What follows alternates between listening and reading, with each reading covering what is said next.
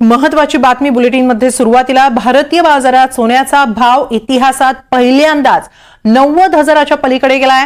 आंतरराष्ट्रीय बाजारात 3,000 प्रति औंसवर हा भाव गेलेला आहे।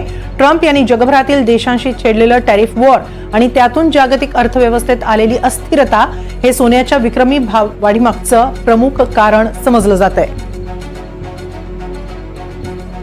याबाबत आपण अधिक बोलूया अमित मोडक यांच्याशी।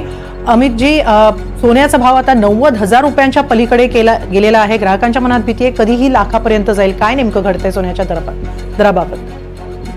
भीती नाहीये, ग्राहकांच्या मनात खुशी आहे, कारण त्यांच्याकडे हजारो टन सोनं पडलेलं आहे पूर्वीचं खरेदी केलेलं। आपल्याला उगाच वाटतंय ती भीती आहे। त्यांना होळीच्या दिवशी मिळालेली चांगली बातमी आहे की सोन्याचा भाव लाख रुपयाच्या पलीकडे जाऊ शकतो।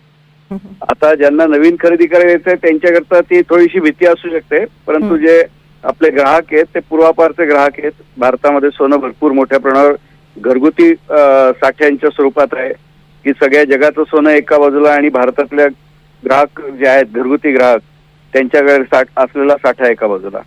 हे जे सोनं वरती जात आहे त्याचं प्रमुख जर कारण बघायचं झालं आपल्याला तर ट्रम्प जे आहे ते रोज नवीन नवीन काहीतरी घोषणा करत असतात।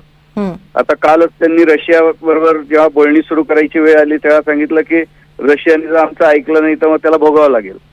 15 दिवसापूर्वी युक्रेनला तेच सांगितलं होतं, तुम्ही आमचं ऐकलं नाही तर तुम्हाला भोगावं लागेल। म्हणजे नक्की ते रशियाच्या बाजूने आहेत युक्रेनच्या बाजूने आहेत कळू शकत नाही। ग्रीनलँडच्या बाबतीत काल त्यांनी सांगितलं ग्रीनलँड आमचीच आहे, आम्ही काही करून त्याला जोडून घेऊ।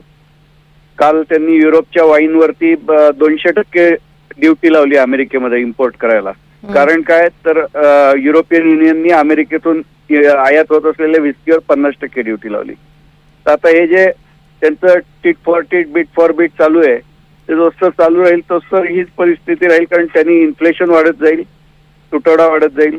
प्लस अमेरिकेची सेंट्रल बँक जी आहे ते इंटरेस्ट रेट कट करू शकते ट्रम्प साहेबांच्या दबावामुळे, म्हणजे जरी इन्फ्लेशन वाढत असलं तरी, आणि तेही भरीसभर म्हणून सोन्याचा भाव वाढीस कारणीभूत ठरू शकेल। इराण सारख्या छोट्या देशांनी गेल्या एका वर्षभरामध्ये 80 टन सोनं सेंट्रल बँकेने इथल्या खरेदी केलंय। आज इराण सारख्या छोट्या अर्थव्यवस्थेची सेंट्रल बँक जर 80 टन सोनं एका वर्षात खरेदी करत असेल तर बाकीच्या मोठ्या सेंट्रल बँका तर त्याच्या लाईनीत आल्या तर किती मागणी निर्माण होऊ शकेल आपण अंदाजच करू शकत नाही।